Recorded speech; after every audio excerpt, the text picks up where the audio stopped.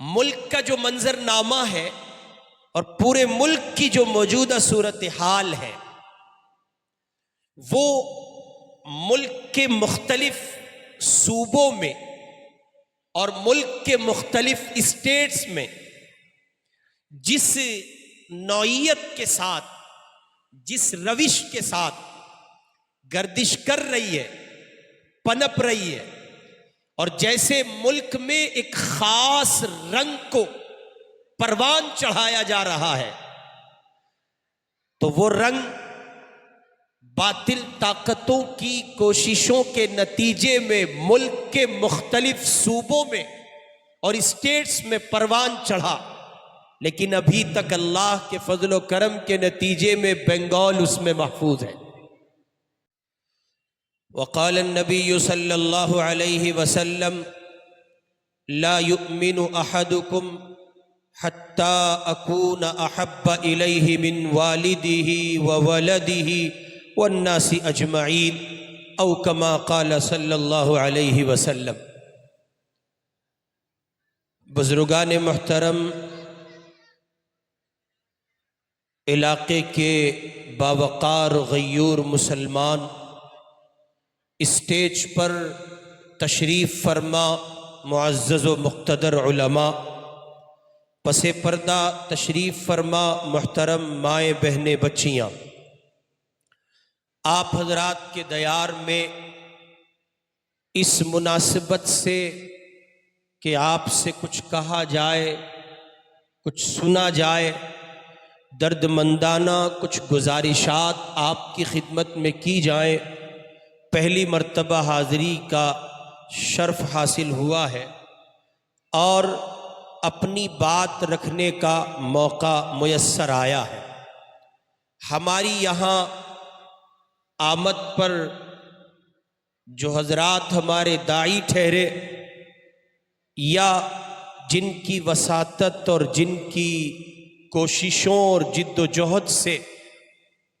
ہماری آپ کی ملاقات ممکن ہو سکی، بصد احترام سب سے پہلے ان کی خدمت میں شکر ادا کرتے ہوئے دعا گو ہیں بارگاہ خداوندی میں اللہ تعالیٰ ان کو اس ملاقات کا بہترین صلہ دارین میں نصیب فرمائے۔ مزید یہ کہ آپ حضرات کے درمیان جس نوع کا تعارف مجھ گنہگار کا پیش کیا گیا ہے، مجھے نہیں معلوم ہے کیا کیا سب آپ کو بتا دیا گیا ہوگا۔ میں بس اپنے بارے میں اتنی بات عرض کیا کرتا ہوں کہ میں ایک دکھ اور ایک دکھڑا اور درد دل لے کر آپ کے درمیان حاضر ہوا ہوں، کچھ گزارشات کی شکل میں۔ آپ اس کی کوشش فرما لیں اور یہ ارادہ کر لیں کہ یہ گنہگار آپ سے جو کچھ کہے گا آپ اسے صدق نیت کے ساتھ، حسن نیت کے ساتھ عمل کے ارادے سے سماعت کریں گے انشاءاللہ، اور اللہ سے دعا مانگ لیتے ہیں کہ پروردگار ہمیں گفتگو کے مواد پر اور گفتگو میں کی گئی گزارشات پر عمل کی توفیق عطا کرے۔ آپ لوگ بنگال کے مسلمان ہیں، دنیا میں آپ کا تعارف بنگالی مسلمان کی حیثیت سے ہے۔ آپ کی جواں مردی، عزم و حوصلہ، استقلال و ہمت، اور کسی بات پر ڈٹ گئے تو ڈٹے رہنا، جم گئے تو جمے رہنا، آپ کی ان خوبیوں میں سے ہے جو جگ ظاہر ہے۔ دنیا یہ بات مانتی ہے اور دنیا یہ بات جانتی ہے کہ بنگالی مسلمان اپنے دین، اپنے اسلام، اپنی شریعت، اپنے مذہب اور مذہبی تعلیمات کے سلسلے میں حد درجے حساس ہے، اور اس کی حساسیت کا عالم یہ ہے کہ وہ مر تو سکتا ہے، جان تو دے سکتا ہے، لیکن اللہ اور اس کے رسول پر لایا ہوا ایمان نہیں دے سکتا۔ ملک کا جو منظر نامہ ہے اور پورے ملک کی جو موجودہ صورتحال ہے، وہ ملک کے مختلف صوبوں میں اور ملک کے مختلف اسٹیٹس میں جس نوعیت کے ساتھ، جس روش کے ساتھ گردش کر رہی ہے، پنپ رہی ہے، اور جیسے ملک میں ایک خاص رنگ کو پروان چڑھایا جا رہا ہے، تو وہ رنگ باطل طاقتوں کی کوششوں کے نتیجے میں ملک کے مختلف صوبوں میں اور اسٹیٹس میں پروان چڑھا، لیکن ابھی تک اللہ کے فضل و کرم کے نتیجے میں بنگال اس میں محفوظ ہے۔ اور خدا سے دعا کرے کہ یہ حفاظت مستقل بنی رہے، کہیے آمین۔ خدا اس حفاظت کو آپ کے سروں پر مستقل سائے کی مانند سلامت رکھے۔ لوگوں، آزمائش بڑی چیز ہے، اللہ کسی کو نہ دے۔ دین و ایمان کے سلسلے میں کسی مسلمان کا، کسی مومن کا، کسی ایمان والے کا آزمایا جانا، یہ اپنے آپ میں مستقل ایک مرحلہ ہے اور مستقل ایک سیریس کنڈیشن ہے، جو سیریس ہونے کے ساتھ ساتھ بہت ٹف بھی ہے، بہت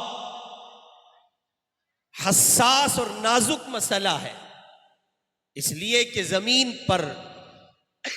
دھرتی پر جہاں جہاں کلمہ گو مسلمان بستا ہے، مومن بستا ہے، اہل ایمان جہاں جہاں پائے جاتے ہیں، بنیادی طور پر اس عزم کے ساتھ، اس حوصلے کے ساتھ، اس ہمت کے ساتھ پائے جاتے ہیں کہ وہ اپنی جانوں کو قربان کرنا اپنے لیے اتنا آسان سمجھتے ہیں، دین و ایمان سے سمجھوتا اتنا ہی مشکل سمجھتے ہیں۔ اس وقت ہمارے ملک ہندوستان میں بالخصوص اور بالعموم پوری دنیا میں اہل ایمان کو جن چیلنجز کا سامنا ہے اور جن مسائل سے وہ دوچار ہیں، ان میں بنیادی مسئلہ ہے مسلمانوں سے اسلامی تہذیب کے چھیننے کا۔ اغیار یہ چاہتے ہیں، باطل طاقتیں یہ چاہتی ہیں، دجال کی اولادیں یہ چاہتی ہیں کہ ان کی نسلوں کو، ان کی اولادوں کو، ان کے بچوں کو،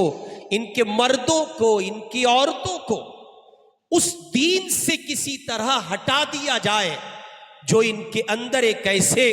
گرم خون کو تازہ دم رکھتا ہے کہ جس خون کی شدت کی وجہ سے یہ دنیائے کفر اور باطل طاقتوں کے سامنے سرنگو نہیں ہوتے۔